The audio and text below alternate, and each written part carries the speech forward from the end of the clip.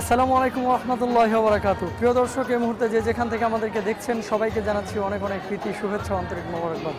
আর সেই সাথে সাদর আমন্ত্রণ জানাচ্ছি আরটিভির পবিত্র মাহে রমাদান উপলক্ষে Islamic travel show Shezan mango drink নিবেদিত আরবি কাফেলা অনুষ্ঠানের আজকের এই সুন্দর আয়োজনে।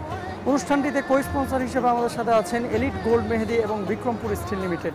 প্রিয় দর্শক, আজকে আমরা এসেছি মিশরের আলেকজান্দ্রিয়ায়, অর্থাৎ কায়রো থেকে 230 কিলোমিটার দূরে অবস্থিত বিশ্বের উল্লেখযোগ্য একটি গ্রন্থাগার অর্থাৎ লাইব্রেরি, যেটা সারা দুনিয়াতেই যার যশ আছে, খ্যাতি আছে, অর্থাৎ আলেকজান্দ্রিয়ার লাইব্রেরির সামনে আমরা এখন অবস্থান করছি। আপনাদেরকে ইনশাআল্লাহ তাআলা এই লাইব্রেরির ব্যাপারে কিছু ইনফরমেশন দেওয়ার চেষ্টা করব এবং আমরা চেষ্টা করব সেখানকার ভেতরের কিছু সিচুয়েশন এবং গ্রন্থাগারের যে সমস্ত কিতাবগুলো রয়েছে সেগুলোর ব্যাপারে তথ্য দেওয়ার। আমরা আজকে এখন আপনাদেরকে নিয়ে যাচ্ছি আলেকজান্দ্রিয়ার লাইব্রেরির মধ্যে। আমার সাথে আছেন শেখ সাদিকুর রহমান আল আজহারি। জি মোহতারাম।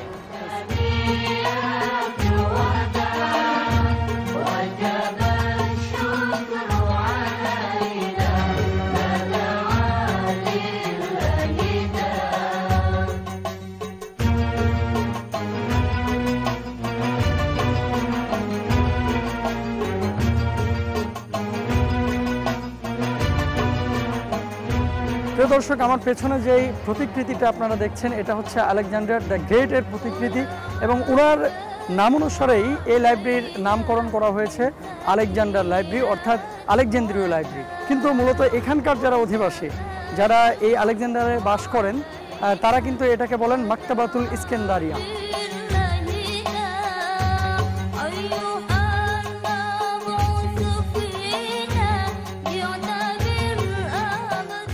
শেখ, আপনার কাছে জানতে চাচ্ছি যে এই লাইব্রেরির ব্যাপারে।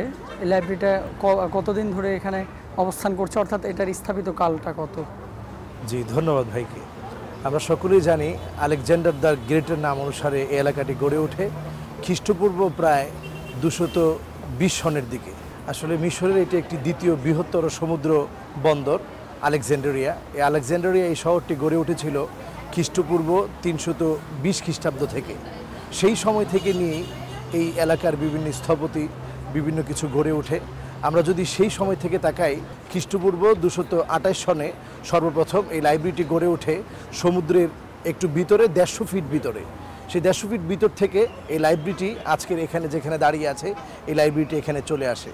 এবং রাসূলুল্লাহ সাল্লাল্লাহু আলাইহি ওয়াসাল্লাম বলেছেন, আল হিকমাতু দাল্লাতুল মুমিন ফামান ওয়াজাদাহা ফাহুয়া হাক্কু বিহা। জ্ঞান হচ্ছে মোমিনদের হারানো সম্পদ, সুতরাং মোমিনেরা যেখান থেকে জ্ঞান পাবে সেখান থেকে আহরণ করবে। আমরা যদি দেখি, এই লাইব্রেরিটি কিন্তু রাসূলুল্লাহ সাল্লাল্লাহু আলাইহি ওয়াসাল্লামের আগমনের প্রায় 2500 বছর আগে, সুবহানাল্লাহ, আজ থেকে বহু বছর প্রাচীন এই লাইব্রেরিটি। মুহতারাম, আমি যতটুকু জানি এই লাইব্রেরিতে অনেক মুসলিম মনীষী, ইসলামিক স্কলার, বড় বড় রাইটার যারা ছিলেন, তাদের কিতাব, নিজের হাতের লেখা কিতাব এবং মাকতুবাত রয়েছে। তো আপনি এই সব বিষয়ে কোনো কিছু জানেন কি? জি জি, বহু ইসলামী মনীষীদের লিখনী এই লাইব্রেরিটিকে করেছে বহুগুণে সমৃদ্ধ। যেমন আমরা যদি প্রাচীন ইসলামী লেখকদের কথা কল্পনা করি, জালালউদ্দিন সুয়ুতি রহিমাহুল্লাহ, বদরুদ্দিন আইনি রহিমাহুল্লাহ, ইমাম কুস্তালানি রহিমাহুল্লাহ, ফখরুদ্দিন রাজি রহিমাহুল্লাহ, যত বড় বড় মনীষী আছে, ইবনে তাইমিয়া রহিমাহুল্লাহ, সকলেরই হস্তলিখন, আরবিতে যেটাকে বলে মাখতুতাত, ইংরেজিতে বলা হয় ম্যানস্ক্রিপ্ট বা হস্তলিখন, তাদের নিজস্ব হাতের লেখা এবং কিতাবগুলো এর ভিতরে রয়েছে। এজন্য এই লাইব্রেরির গুরুত্ব সারা পৃথিবীর কাছেই বহুগুণে বৃদ্ধি পেয়েছে। এই লাইব্রেরির মধ্যে আমরা জানি প্রায় 1,20,00,000 বই পুস্তক রয়েছে, যেগুলো দিয়ে মানুষ তাদেরকে জ্ঞান ভাণ্ডারে সমৃদ্ধ করতেছে। তাফসিরুল কোরআনের জন্য, কোরআনের ব্যাখ্যার জন্য আলাদা একটি জায়গা রয়েছে এবং ফ্রান্স ভাষার জন্য আলাদা জায়গা আছে, আরবি ভাষার জন্য আলাদা জায়গা আছে, ইংরেজি ভাষার জন্য আলাদা জায়গা আছে। বিশেষ করে এই 3টি ভাষার উপরে বিভিন্ন ধর্মের তাত্ত্বিক বইগুলো এখানে আছে। Yajurveda, Rigveda, Samaveda, Atharvaveda, Smriti, Shruti, Upanishad, New Testament, Old Testament তো আছেই। বিশেষ করে ইসলামের জন্য ইসলামী মনীষীদের লেখা কিতাবগুলো এখানে বেশি স্থান পেয়েছে। জালালউদ্দিন সুয়ুতি থেকে শুরু করে আজ পর্যন্ত সমস্ত মনীষীদের কিতাবগুলো আমরা এখানে দেখতে পাই। এখান থেকে কেউ যদি কোনো কিতাব কিনতে চায়, তাহলে সেই কিতাব কেনার কোনো ওয়ে আছে কিনা মোহতারাম? জি, এখানে কোনো কিতাব যদি কারো পছন্দ হয়, এখান থেকে কোনো কিতাব বিক্রয় করা হয় না। আপনার যদি পছন্দ হয়, আপনি কোনো ইউনিভার্সিটির ছাত্র হন অথবা আপনি স্টুডেন্ট হলেই এখানের যে কক্ষ আছে, এটাকে বলা হয় ইস্তেআলাম বা এদের ইনফরমেশন যে কক্ষটি আছে সেখানে গেলে আপনাকে তারা ফটোকপি করে দিবে, ফটোকপি করে আপনাকে সেই পেজগুলো তারা দিয়ে দিবে, যে পেজগুলো আপনি পছন্দ করবেন। গোটা একটি কিতাব পছন্দ করলে আপনাকে ভিন্ন ওয়েতে তারা হয়তো এখানে আল আজহার বিশ্ববিদ্যালয়ের পাশে যে মাকতাবাগুলো আছে সেখানে আপনি বইগুলো কিনতে পারবেন অনায়াসে। মোহতারাম, আমি আপনার কাছে আরেকটি বিষয় জানতে চাচ্ছি। এখানে তো বিশ্বের অনেক বড় বড় রাইটারের কিতাব আছে, আসলে বাংলা ভাষাভাষীদের জন্য বাঙালি কোনো লেখকের বই কি এখানে স্থান পেয়েছে? এখানে বাংলা কিছু বই রাখা হয়েছে, বাংলা তাফসির থেকে শুরু করে অন্যান্য কিছু বাংলা বইও রাখা হয়েছে। যে কোনো ভাষাই, সমৃদ্ধ ভাষা, এখানে ইচ্ছে করলে ডোনেশন করে তাদের বইগুলো এখানে গিফট করতে পারে এবং বইগুলো সেখান থেকে এখানে স্থান পায়। এখানে বাংলা বইয়ের পাশাপাশি অন্যান্য ভাষা যেমন আছে, এখানে বিভিন্ন ভাষাকে দেখানোর জন্য, সৌন্দর্য দেখানোর জন্য 3টি মিউজিয়াম আছে এবং এখানে একটি কনফারেন্স হল আছে। এছাড়াও কুব্বাতুস সামাবিয়া বা এখানে আকাশের বিভিন্ন পরিমণ্ডলের বিভিন্ন সৃষ্টি সম্পর্কে, বিভিন্ন সৃষ্টি তথ্য সম্পর্কে এই কুব্বাতুস সামাবিয়া ডিম আকৃতির এই স্থাপনায় এখানে দেখানো হয়, যেটি আলেকজান্ডার লাইব্রেরিয়ার ঠিক পাশেই। মোহতারাম, এই লাইব্রেরিতে সহিহ হাদিসের কিতাব এবং অন্যান্য কিতাবের অংশগ্রহণ কেমন? এখানে হাদিসের উপরে, শুধু হাদিসের উপরে এখানে আলাদা একটা কক্ষ আছে, তাফসিরের উপরে আলাদা কক্ষ আছে। সে হাদিসের উপরে আমরা গেলে দেখব শুধু সিহাহুস সিত্তা বা সহি 6 কিতাব নয়, এখানে তিসাইয়া, সহি সিত্তা ছাড়াও জামউল জাওয়ামে জালালউদ্দিন সুয়ুতি রহিমাহুল্লাহর একখানা কিতাব আছে, যার ভিতরে প্রায় 46,000-এর উপরে হাদিস একত্রিত করা হয়েছে। মুস্তাদরাক হাকিম, ইমাম হাকিমের একখানা হাদিস গ্রন্থ, তার ভিতরেও হাজার হাজার হাদিস রয়েছে, যেগুলো ইমাম বুখারী মুসলিম ছেড়ে দিয়েছে। সেই হাদিসগুলো ইমাম হাকিম তিনি উঠিয়ে এনেছেন, ছেড়ে দেওয়া হাদিসগুলো সহি হাদিস। তারপরে সহি ইবনে হিব্বান, সহি ইবনে খুজাইমা, বুখারী, মুসলিম, তিরমিজি, নাসাই, আবু দাউদ সহ, ইবনে মাজা সহ, মুয়াত্তা ইমাম মালিক সহ সব হাদিসের কিতাবগুলো কিন্তু হাদিসের যে পার্টটা রয়েছে সেখানে আছে। আবার তাফসিরের যে পার্টটি আছে সেখানে তাফসিরের সব অংশে সব তাফসিরগুলো আছে। মাফাতিহুল গাইব, তাফসিরে কবির, তারপরে তাফসির জালালাইন, তারপরে ইদাহুল বায়ান, সব তাফসিরগুলো কিন্তু এখানে আছে। আবার তারিখের কিতাবের মধ্যে যদি আপনি যান, তারিখুল ইসলামী, তারিখুল ইসলামী ওয়াল হাদারা, তারিখুল ইসলামী রাজব সারজানি, সব কিতাবগুলো কিন্তু এখানে রয়েছে। এবং আপনি ধর্মতত্ত্বের দিকে যদি যান, থিওলজি, সেখানে আপনি বিভিন্ন ধর্মের নিউ টেস্টামেন্ট, ওল্ড টেস্টামেন্ট সহ আমাদের হিন্দু ধর্মাবলম্বী ভাইদের জন্য এখানে বইগুলো আছে, বৌদ্ধ ধর্মাবলম্বী ভাইদের জন্য বইগুলো আছে, আর মুসলমানদের বই তো এখানে সবচেয়ে বেশি বই প্রাধান্য পেয়েছে মুসলমানদের। এখানে কি মোহাম্মদুর রাসূলুল্লাহ সাল্লাল্লাহু আলাইহি ওয়াসাল্লামের জীবনের উপরে কোনো গ্রন্থ আছে কিনা? জি জি, রাসূলুল্লাহ সাল্লাল্লাহু আলাইহি সাল্লামের জীবনের উপরে এখানে হায়াতু রাসূলিল্লাহি সাল্লাল্লাহু আলাইহি সাল্লাম, এর উপরে রাসূলুল্লাহ সাল্লাল্লাহু আলাইহি সাল্লামের জীবন, রাসূলুল্লাহ সাল্লাল্লাহু আলাইহি সাল্লামের কর্ম, মাক্কি জীবন, হায়াতু রাসূলিল্লাহি সাল্লাল্লাহু আলাইহি সাল্লাম ফিল মাক্কিয়া, মাক্কি জীবনে রাসূলের সময়টা কেমন কাটতো, এগুলোর উপরে ভাগ করে রাসূলের জীবনের উপরে কিতাব এখানে স্থান পেয়েছে।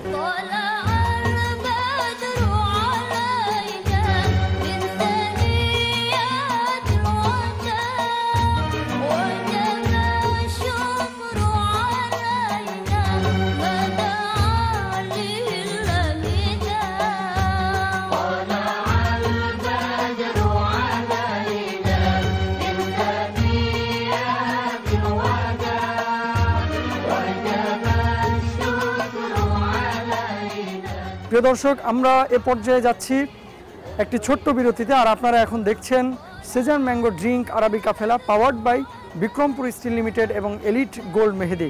আমরা যাচ্ছি বিরতিতে, ফিরছি একটু পরেই। আশা করছি ইনশাআল্লাহ তাআলা আমাদের অপেক্ষায় থাকবেন।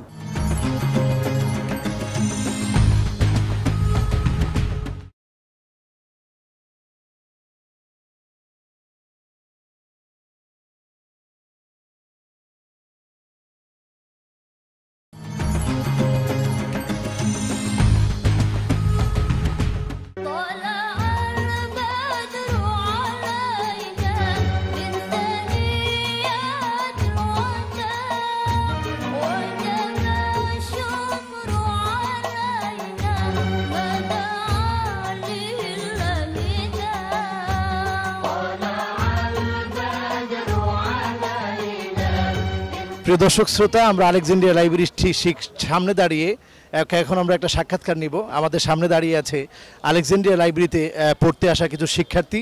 আসুন আমরা তাদের সাথে কথা বলে আসি। আসসালামু আলাইকুম ওয়া রাহমাতুল্লাহ।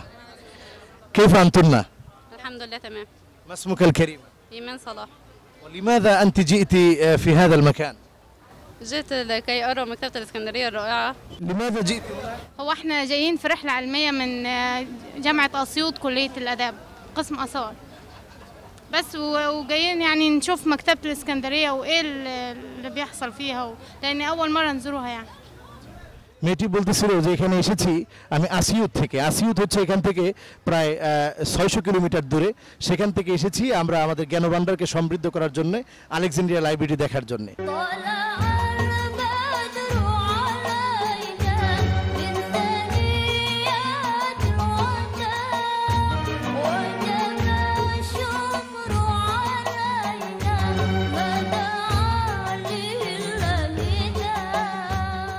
প্রিয় দর্শক, আলেকজান্দ্রিয়ার লাইব্রেরির পাশে আমরা দুটো স্থান দেখতে পাচ্ছি বিশেষভাবে। একটি হচ্ছে আমার পেছনে যেই গোল অংশটি রয়েছে, অর্থাৎ গোলাকৃতির একটি স্তম্ভ, আর আমার সামনে একটি স্ট্রাকচার দেখতে পাচ্ছি। আমরা মুখতারামের কাছে জানতে চাচ্ছি যে এ দুটো কি মূলত, পেছনেরটা আর সামনেরটা। আমরা দেখতে পাচ্ছি ডিম্বাকার আকৃতির এক স্থাপনা। এর মানে হলো আলেকজান্দ্রিয়া লাইব্রেরির পাশে এই জায়গাটিকে বলা হয় কুব্বাতুস সামাবিয়া।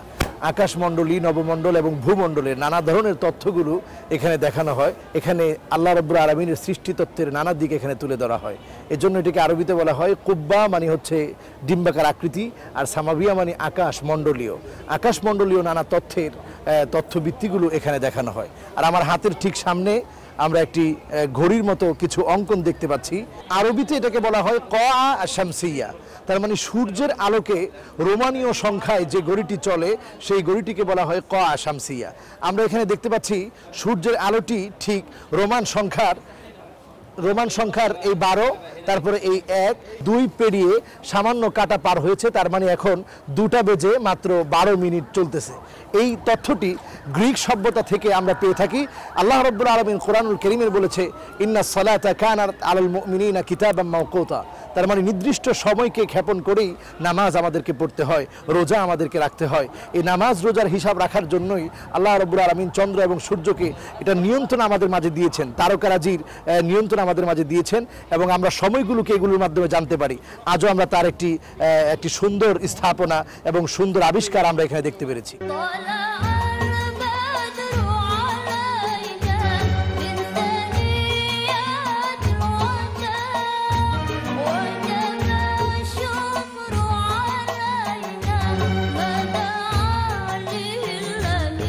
মোহতারাম, এখানে বেশ কিছু প্লেট আমরা দেখতে পাচ্ছি, এবং আমরা যতটুকু দেখেছি যে এখানে সূর্যের আলোর সাথে এই প্লেটগুলোর একটা সম্পর্ক আছে মাস নির্ধারণের ক্ষেত্রে। আসলে এটা কিভাবে যদি একটু বলতেন। ধন্যবাদ আপনাকে। আমরা দেখতে পাচ্ছি এখানে জানুয়ারি, ফেব্রুয়ারি, মার্চ, এপ্রিল প্রত্যেকটা মাসই কাউন্ট করা হয়েছে, যেটাকে আরবিতে বলা হয় আল আজিন্দা আর শামসিয়া। সূর্যকে নিয়ন্ত্রণ করে তারা মাসগুলোকে গণনা করত। যেমন আমরা যদি এখন দেখি এখানে 1 থেকে শুরু, 2, 3, 4 এবং 5, তার মানে আজকে এপ্রিল মাস চলে। আমরা এপ্রিল মাসের দিকে যখন তাকাবো এবং সূর্যের দিকে তাকালে দেখব সূর্য ঠিক এপ্রিল মাসের উপরেই আছে। তার মানে এমনভাবে এতটা ডিস্টেন্সে তারা এক একটা প্লেট বসিয়েছে, যেই ডিস্টেন্সে সূর্যটি ঘুরে ঘুরে সূর্যের ঘূর্ণয়নের ফলে ওই জায়গার মধ্যে নির্দিষ্ট থাকে এবং মাসটিকে সুন্দরভাবে গণনা করা যায়। এবং এই ডেটগুলো তারা এখানে লিখে রেখেছে, জানুয়ারি, ফেব্রুয়ারি থেকে 12টি মাস, এবং সাথে প্লেটগুলো দেওয়া হয়েছে। এবং বৃষ্টিজনিত কারণে কখনো যদি সূর্যের পরিবর্তন ঘটে, সূর্যের পরিবর্তনের কারণে কয়েকটি সংখ্যাকে ওই সাইডেও লেখা হয়েছে। 12টি মাসের সাথে তাল মিলিয়ে এই প্লেটগুলো লাগানো হয়েছে।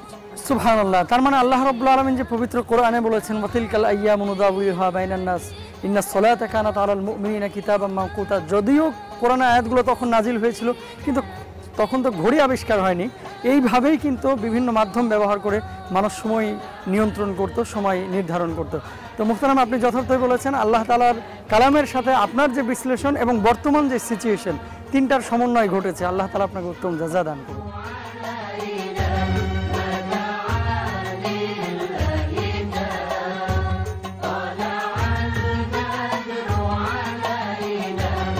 প্রিয় দর্শক, দেখছিলেন সেজান ম্যাঙ্গো ড্রিঙ্ক আরবিকা ফেলা, পাওয়ার্ড বাই লিড কোলবেদি এবং বিক্রম ফরেস্ট্রি লিমিটেড। আজকে বিদায় নিতে হচ্ছে। আল্লাহ হাফেজ। আসসালামু আলাইকুম ওয়া রাহমাতুল্লাহি ওয়া বারাকাতুহু।